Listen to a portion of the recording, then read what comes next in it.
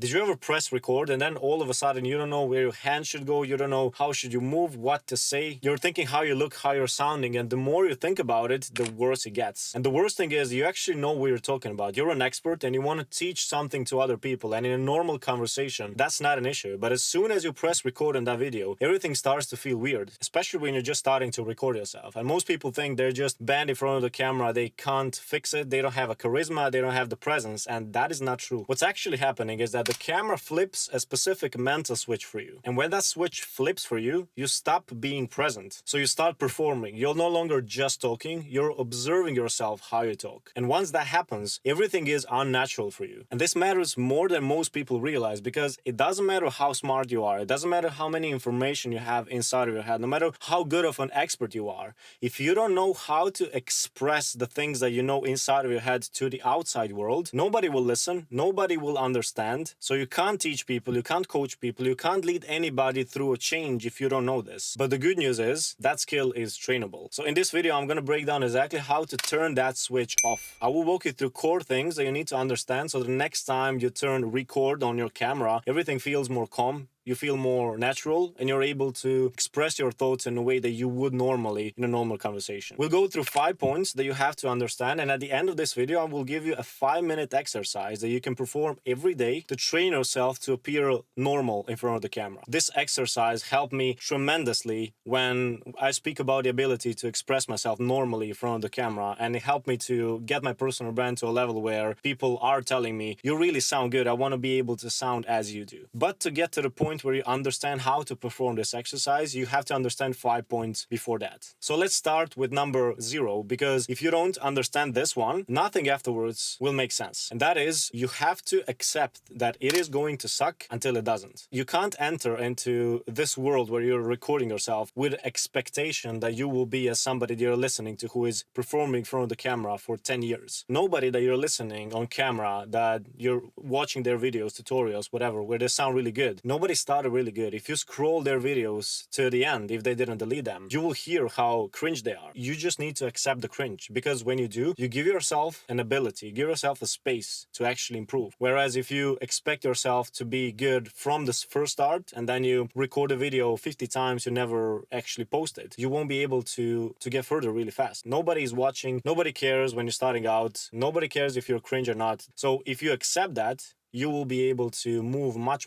faster and improve your skills much faster. Once you accept that, we go to point number 1, which is rewiring your brain from a performance to speaking to a friend. That helped me a lot, because whenever I'm speaking to a camera like this, I'm just imagining that I'm speaking with my friend. And when you're speaking to your friend, you're always normal. You're not performing when you're speaking to your friend. You're just like, normal dudes having a conversation. Maybe you're sharing some of new ideas. You're expressing emotions with gestures. You're like changing your tonalities. You look at a camera and then you don't look at a camera. Like, you're basically relaxed. And the way to get to this point is just think about a camera as the eye of your friend. This helps me, but whatever helps you, that's what you should do. So you should work on this mental switch. How can I think that there is a friend next to me? Right? Like people inside of the movies, when they have the monsters chasing them or whatever, the monsters are not there, right? There is like a guy maybe in a suit, or maybe like a stick that's executing as a monster, but you have to lie to yourself that it is actually there.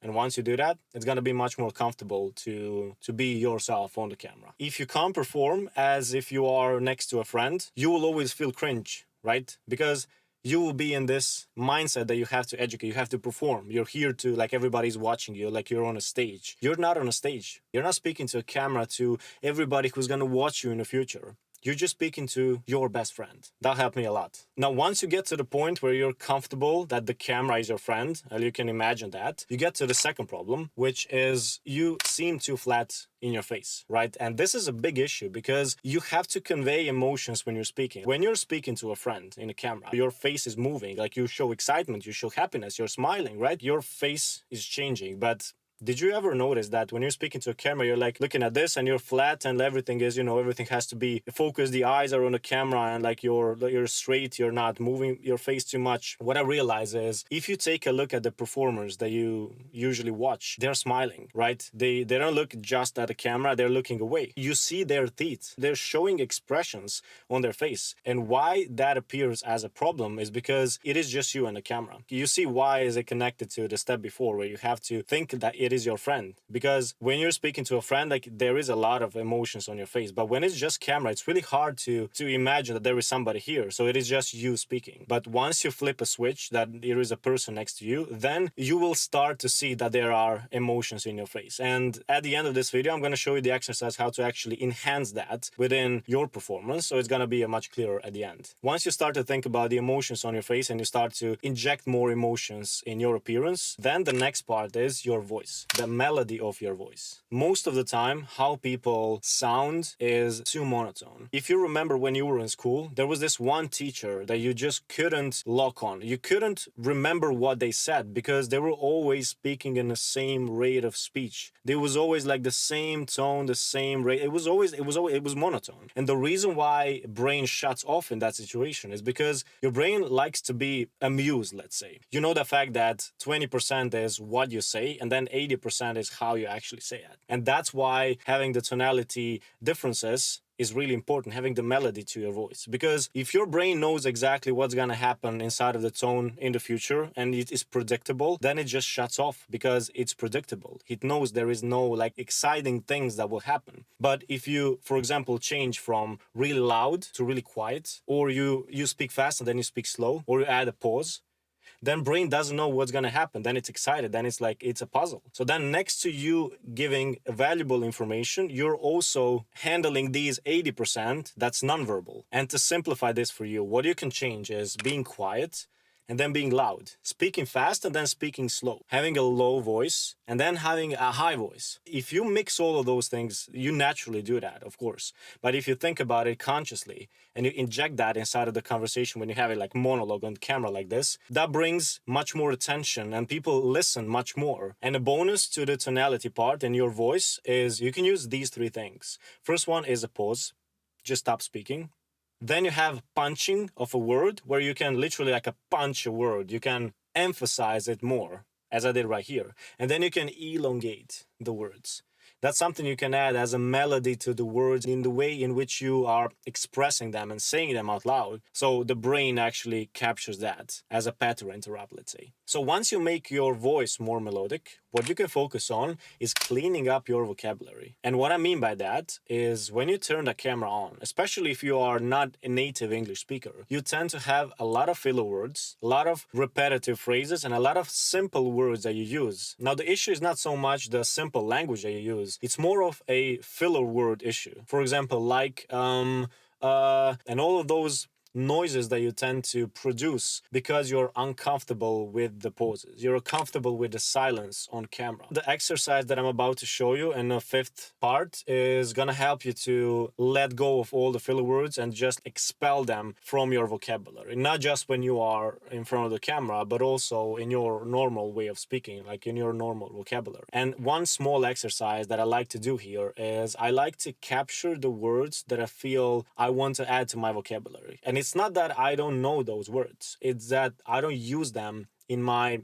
speaking vocabulary. So I have them in my head, I know what they mean, but I never actually use them. So whenever I'm scrolling on Instagram or watching a YouTube video, if I see a good public speaker, I'm gonna write down in Word doc the words that I found to be useful that I want to use, and I'm gonna repeat them afterwards. Or some phrases that I found out to work well, I'm just gonna write them down and I'm gonna enhance my dictionary and vocabulary with that. Now, the final part of all of this, which is gonna encapsulate this whole video so that it actually makes sense, is the idea and the fact that if you want to actually improve your appearance on camera, it's not enough just to know facts. You actually have to practice and analyze. And this is really important because it's not enough just to practice things. You also have to analyze. For example, you've been speaking your whole life. So why are you not an amazing public speaker?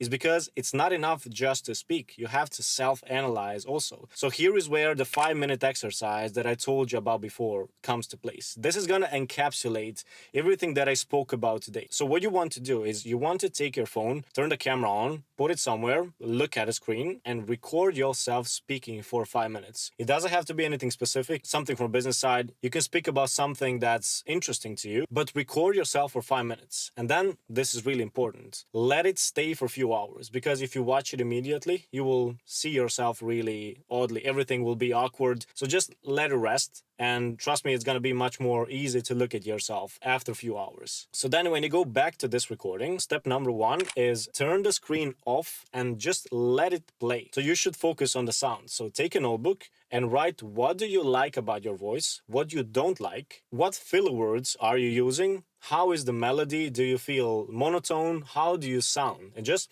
write everything down. And then once recording is over, look at the screen, but mute it. So then for the next 5 minutes or so, just look at the expressions on your face and then note it again. What do you like? What do you dislike? Where are you looking throughout the video? What's your facial expressions? Do you see emotions on your face? Do you feel too flat? I didn't invent this exercise. I actually got it from a public speaking coach. His name is Win Zhang. I'm probably butchering the name. I'm gonna put it somewhere here. When I first did this exercise, I thought that there is no way that there are some things that I don't see. But trust me, when you do it once, you will be amazed about how many things you never noticed. Because you always just record a video and then you let it stay there, and you never actually go back and analyze how do you sound, how do you appear on camera. You never analyze those things because it's too painful, because you know it's cringe, but you can't fix the cringe unless you actually go back and analyze things. So now it's not only that you know that you can analyze things and make yourself better, you also know which actual things to focus on. And this is something that I used to enhance my performance on camera, just to appear more natural, just to appear as this is how I am in real person. So my friends know me like this, but at the beginning I couldn't express that. And these are the things that I actually did to bring my normal self out to the camera. And I hope this is going to help you as much as it helped me